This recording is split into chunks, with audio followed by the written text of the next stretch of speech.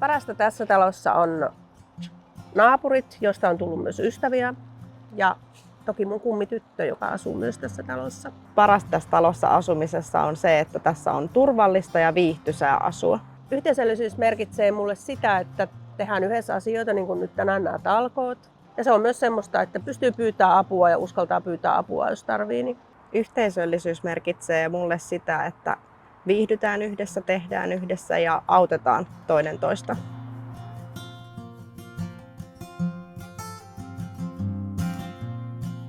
Meillä on siis 5 vuotta pyörinyt tämmöinen ruokajako, missä on enimmäkseen settlementin asukkaita pyörittämässä tätä. Ja jaetaan siis hävikkiruokia, mitä kaupoissa kerätään. 110 kassia per viikko.